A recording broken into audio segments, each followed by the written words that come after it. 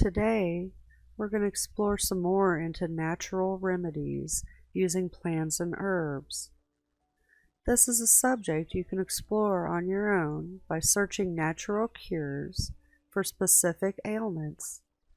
Always be sure to check on side effects or interactions with medications you may already be taking. I am not a doctor, and I am not giving medical advice.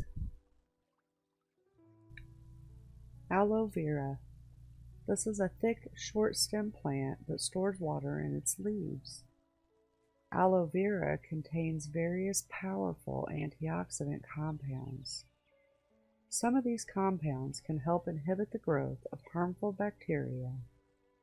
Applying aloe vera to burn wounds appears to accelerate the healing process. The evidence is inconclusive for other wounds, though. When used as a mouth rinse, pure aloe vera juice is just as effective in reducing dental plaque buildup as a regular mouthwash. Early evidence suggests that aloe vera may help with blood sugar management. Ingesting aloe vera supplements in the long term could be hazardous, though. Blueberry. Blueberry is a plant. People use the fruit and leaves to make medicine. Be careful not to confuse blueberry with bilberry. Outside of the United States, the name blueberry may be used for a plant called bilberry. Blueberry is used for preventing cataracts and glaucoma and for treating ulcers, UTIs, multiple sclerosis, chronic fatigue syndrome, colic, fever, varicose veins, and hemorrhoids. Blueberry is also used for improving circulation and as a laxative. Some women use blueberry for labor pains and as a tonic after a miscarriage. The dried fruit and leaves are used for diarrhea. Tea made from the dried leaves is used for sore throat and swelling of the mouth or the skin lining in the throat.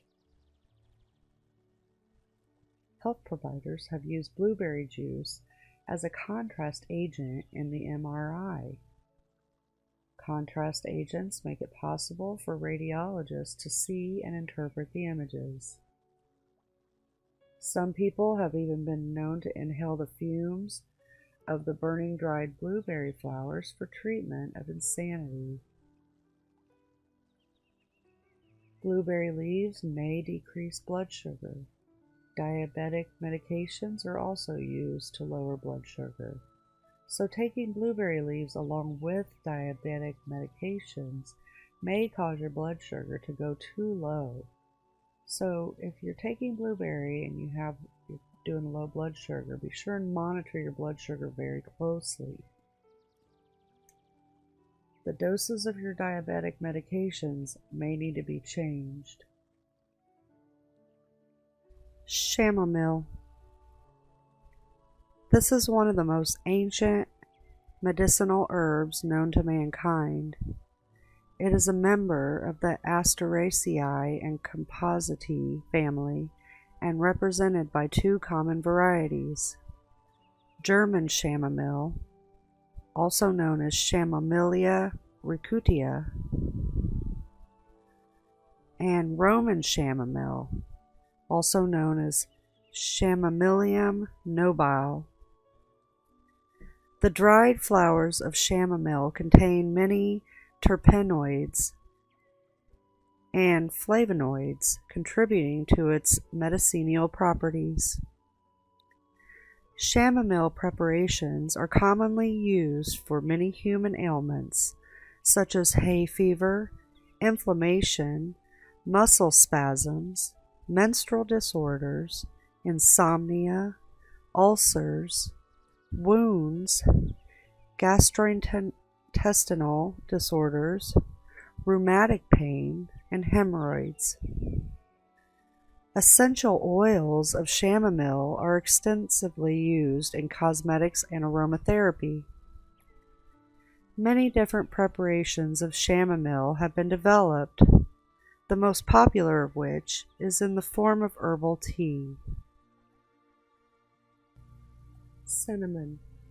This is a highly delicious spice. It has been prized for its medicinal properties for thousands of years. Cinnamon is a spice that is made from the inner bark of trees known as cinnamomum. It has been used as an ingredient throughout history, dating back as far as ancient Egypt. It used to be rare and valuable and was regarded as a gift fit for a king. There are two main types of cinnamon: Ceylon cinnamon, known as true cinnamon, and cassia cinnamon, the more common variety today and what people generally refer to as cinnamon. Cinnamon is loaded with powerful antioxidants, such as polyphenols.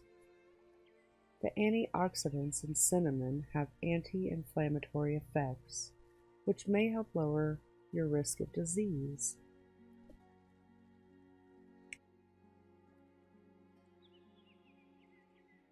Cinnamon has been linked to a reduced risk of heart disease, the world's most common cause of premature death. In people with type 2 diabetes, 1 gram, or about half a teaspoon of cinnamon per day, has been shown to have beneficial effects on blood markers. It reduces levels of total cholesterol, the bad cholesterol, and triglycerides, while good cholesterol remains stable. More recently, a big review study concluded that a cinnamon dose of just 120 milligrams per day can have these effects. In this study, cinnamon also increased good cholesterol levels. Cinnamon has been shown to significantly increase sensitivity to the hormone insulin.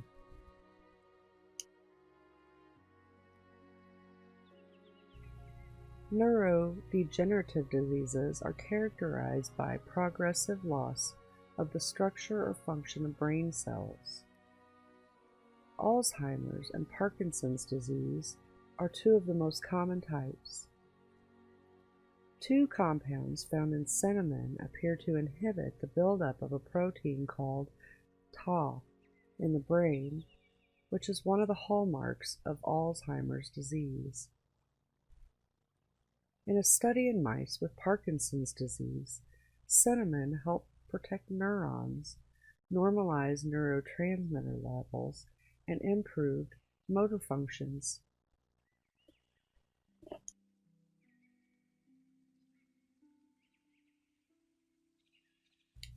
Cancer is a serious disease characterized by uncontrolled cell growth. Cinnamon has been widely studied for its potential use in cancer prevention and treatment. Overall, the evidence is limited to test tube and animal studies, which suggest that cinnamon extracts may protect against cancer. It acts by reducing the growth of cancer cells and the formation of blood vessels in tumors, and appears to be toxic to cancer cells, causing cell death. A study in mice with colon cancer revealed that cinnamon is a potent activator and detoxifying enzymes of the colon, protecting against further cancer growth.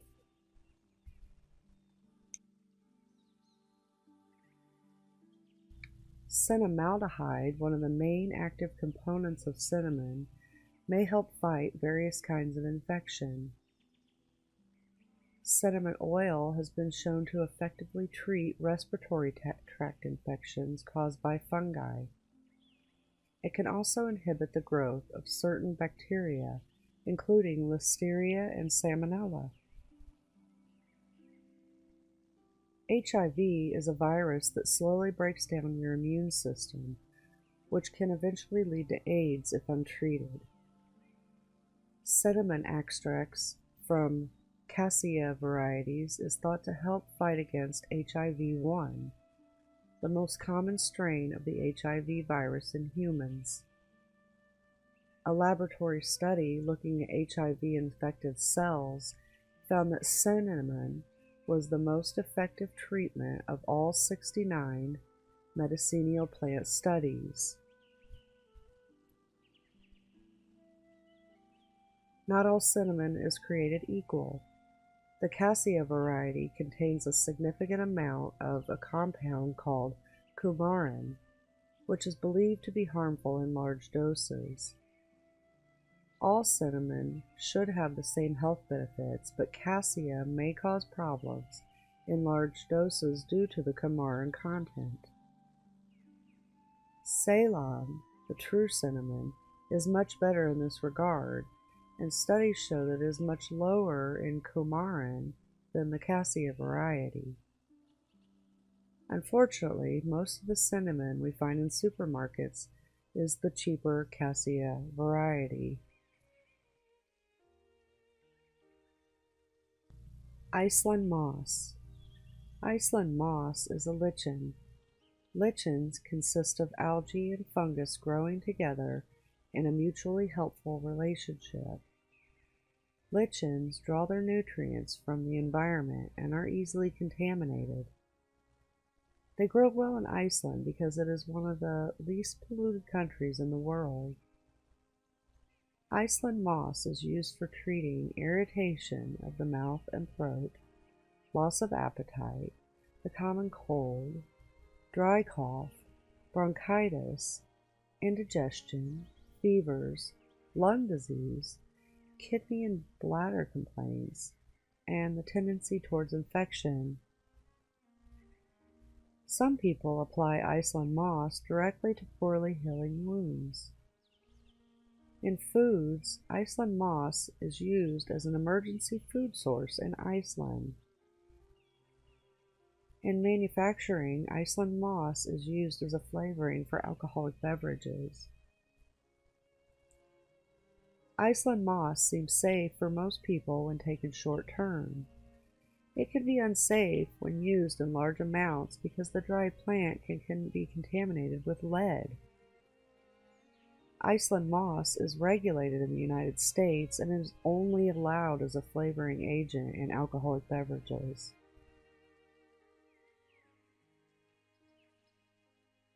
Lemon balm. Native to Europe, lemon balm is grown all over the world.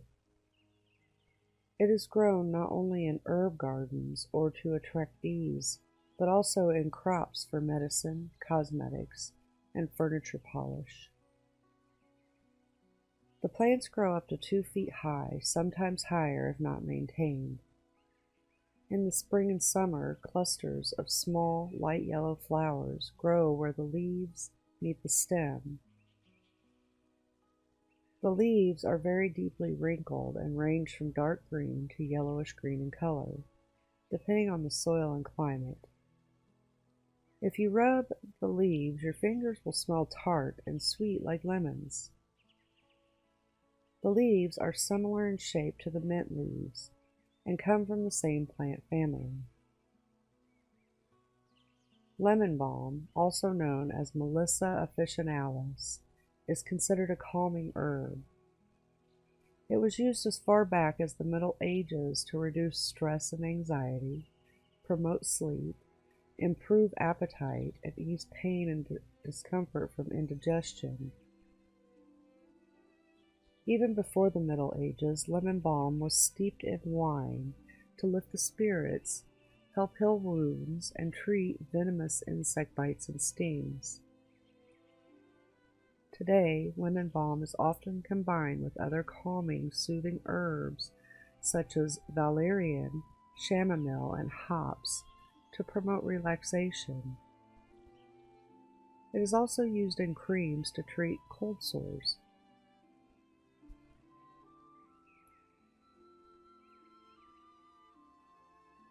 The use of herbs is a time-honored approach to strengthening the body and treating disease. Herbs, however, contain components that can trigger side effects and interact with other herbs, supplements, and medications. Lemon balm may potentially interact with the following medications: sedatives and thyroid medications. It may interact with sedatives and thyroid medications if you are taking sedatives for insomnia or anxiety, or medications to regulate your thyroid.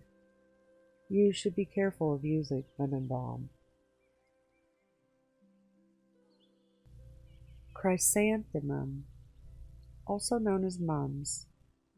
This is a plant, and it gets its name from the Greek words for gold and flower. People use the flowers to make medications. Mum is used to treat chest pain, high blood pressure, type 2 diabetes, fever, cold, headache, dizziness, and swelling. In combination with other herbs, the mum is also used to treat prostate cancer. For stomach cancer, early research suggests that taking a combination of mums, licorice, and Panax pseudoginseng might reverse the development of precancerous stomach sores in some people. As a beverage, the mum is very popular as a summertime tea in South China. Nutmeg and mace are plant products. Nutmeg is the shelled, dried seed of the plant Myristica fragrans, and mace is the dried, net-like covering of the shell of the seed. Nutmeg and mace are used to make medicine. They're good for treating diarrhea, nausea, stomach spasms and pain, and intestinal gas. They are also used for treating cancer, kidney disease, and trouble sleeping, like insomnia. Nutmeg and mace are applied to the skin to kill pain, especially pain caused by achy joints, mouth sores, and toothaches. Sage. Sage is an herb. The leaf is used to make medicine. Sage is used for digestive problems, including loss of appetite, flatulence, stomach pain, diarrhea, bloating, and heartburn. It is also used for reducing overproduction of perspiration and saliva, as well as for depression, memory loss, and Alzheimer's disease. Women use sage for painful menstrual periods, to correct excessive milk flow during nursing, and to reduce hot flashes during menopause. Sage is applied directly to the skin for cold sores, gum disease, sore mouth, throat or tongue, and swollen, painful nasal passages. Some people inhale sage for asthma. For Alzheimer's disease, taking extracts of two different sage species, the Salvia officinalis and Salvia lavendulifolia, for 4 months seems to improve learning, memory, and information processing in people with mild to moderate Alzheimer's disease. For mental performance, taking a single dose of the common sage or the Spanish sage by mouth seems to improve memory, alertness, and attention in healthy adults. When used as aromatherapy, these sage species seem to improve alertness, but not attention and memory.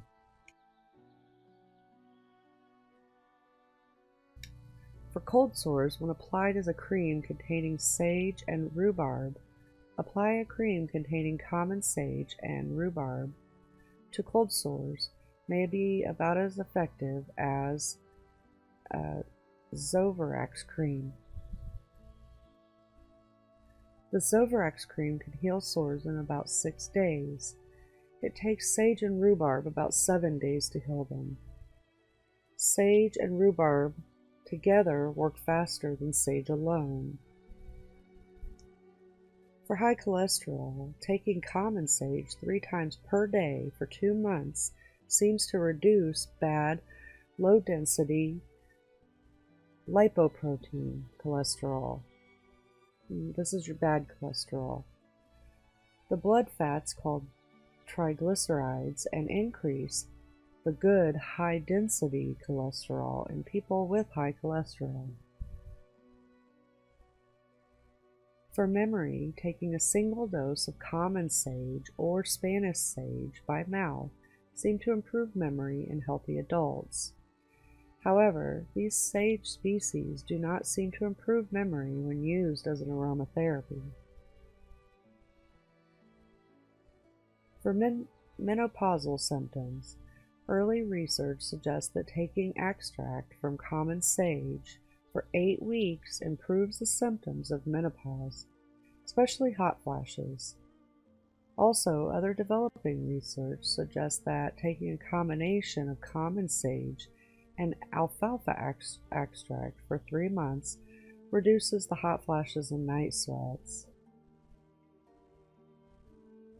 For lung cancer, people who regularly use sage as a spice seem to have a 54% lower chance of developing lung cancer compared to those who don't use sage. For a sore throat, using a specific spray containing 15% common sage extract seemed to reduce throat pain in people with sore throats. However, sprays containing a higher 30% amount of common sage extract do not seem to reduce throat pain. Other early research suggests spraying the throat with a specific product containing common sage and echinacea for up to 5 days improves sore throat symptoms similarly to a commonly used drug spray. For pain after surgery, early research suggests that taking common sage along with ibuprofen is less effective for reducing pain after surgery compared to using some of the drugs that they give you, like benzodiazepine hydrochloride.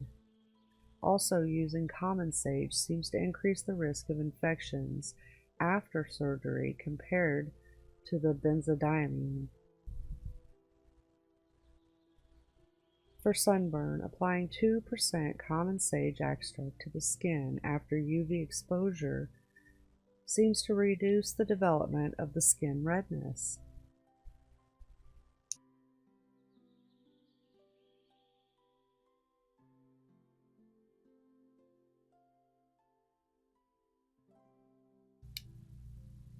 Now, sage can possibly be unsafe when taken by mouth in high doses for a long time. Some species of sage, such as common sage, contain a chemical called thujone. Thujone can be poisonous if you get enough. The chemical can cause seizures and damage the liver and nervous system. The amount of thujone varies with the species of plant, the time of harvest, growing conditions, and other factors.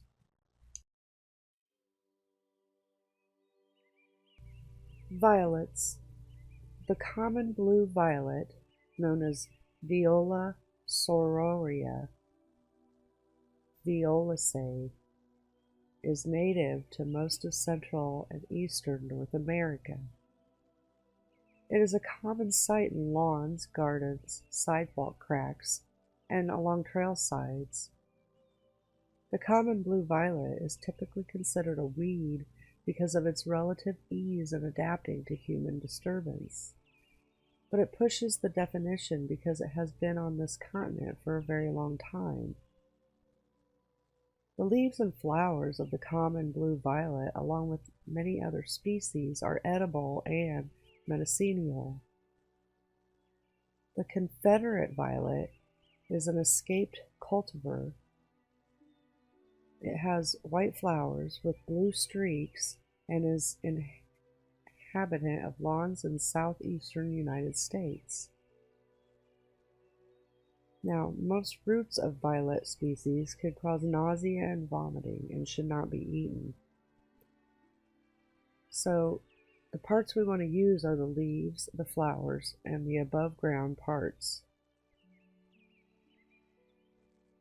Violets can be used to make infusions, syrup, honey, vinegar, compresses, a salve, infused oils.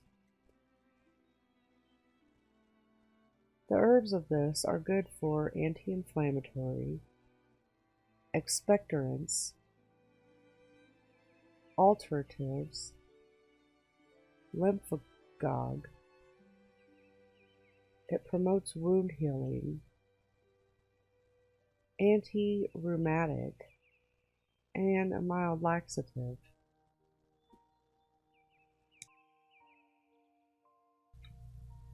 As with any of these natural remedies, always do research on interactions with any medications or any other plants and herbs you may be taking.